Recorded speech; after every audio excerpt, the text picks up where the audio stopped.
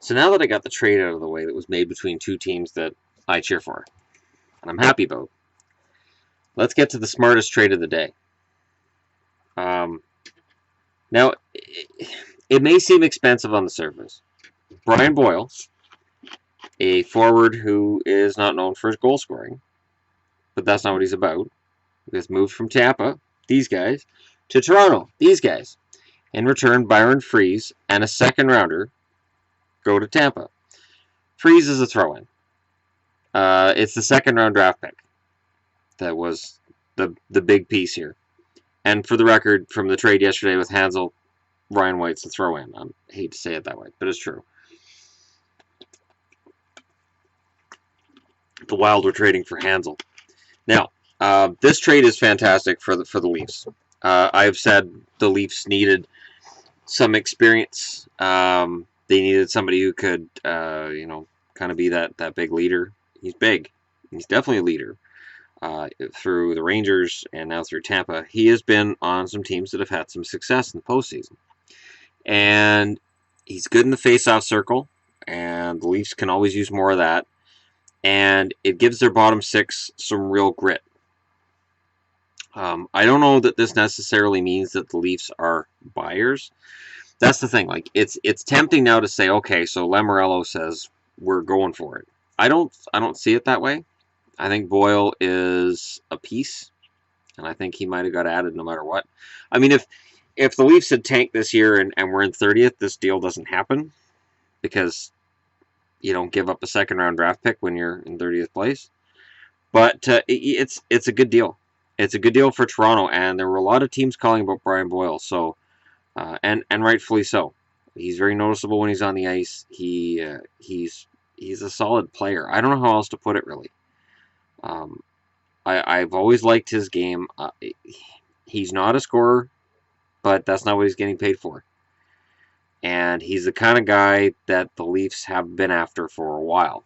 And now they're in a position to make that move. And what impressed me today, in both the Burrows trade and now this trade, is neither Toronto nor Ottawa have given up their prime prospects, their prized prospects.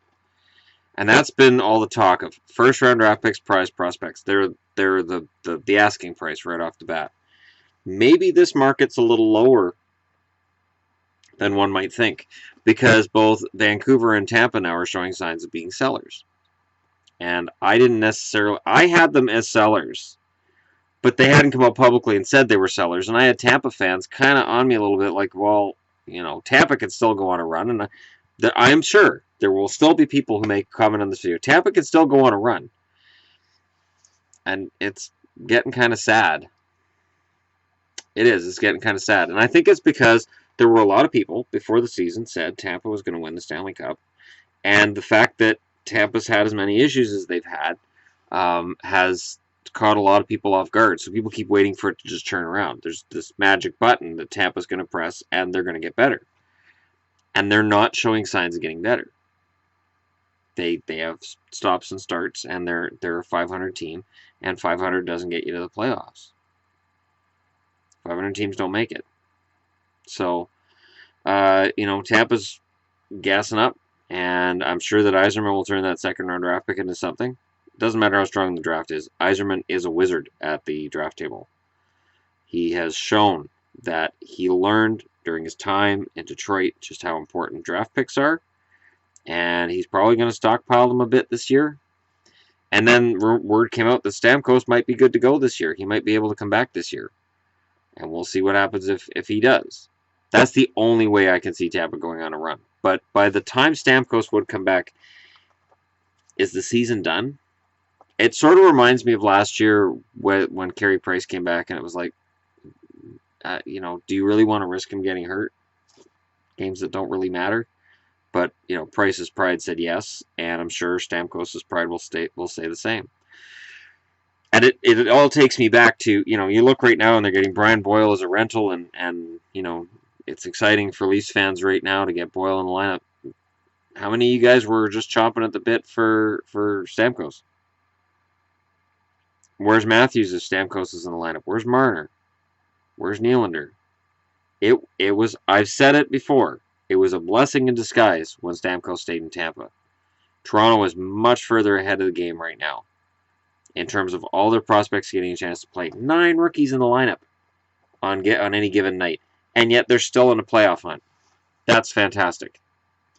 So Boyle being added means you probably don't play all 9 rookies now. You can probably start with 8 and possibly drop to 7. I don't think the Leafs are done, but they're close because they really don't need a lot. They're not contending right now. They're not in that same realm. And it can be tempting to think they are because they're close to the top of that division. But being close to the top of the Atlantic is not the same as contending. And this is something that I'm going to get into with a video later. Okay, I'm going to get into this whole idea of what a contender is and what a contender isn't and how some of this works. And there's no science to it, but there's usually a pattern. So I'll get into that later. But for right now, if you're a Leafs fan, definitely be excited. Definitely be happy. And I'm really anxious to watch how Boyle gels with the team now. I've been really impressed with Toronto from top to bottom this year, and putting Boyle in there, that's fantastic. And they lost nothing off the current roster. I didn't mind Freeze last year. I thought he was okay, but he's not. He's one of those tweener guys. He's one of those guys who's, really, really good in the AHL and shows signs, and at the NHL level, he's just not quite there. It's that Andrew Ebbett sort of level where, yeah, he's good, but he can't quite get to the point where he stays in the NHL. So we'll see what happens. I'm kind of excited now. It's funny because people are saying, "Oh, this is going to make the trade deadline a dud." I don't think it does. I think I'm going to be able to sit here on Wednesday with my new whiteboard here, and I'm going to be able to go through all kinds of scenarios with you guys on what lines could play with what, and who's really been helped the most. And we can do all this while no trades are being made. We can discuss this like grown men, and I know there's women as well out there. We can discuss this and have nice little conversations about it, and I'm really looking forward to it. So, Boyle, was it expensive? Not really. I think Toronto got him for a decent price. As long as you're not expecting him to take over the game and you understand that he has his limits and he's being brought in as kind of a 4th line role guy, there's nothing to worry about. Everything's going to be. This is going to be a fun run to the playoffs. Thanks for watching. Let me know in the comments below what you guys think, and don't forget to hit like and subscribe. I can't stress that enough because the whiteboard and the standings board that I have around here somewhere. What did I do with the standings board? I swear I have one. We'll be getting into that later too. There's only 3 games in the NHL tonight, but I have a lot to talk about.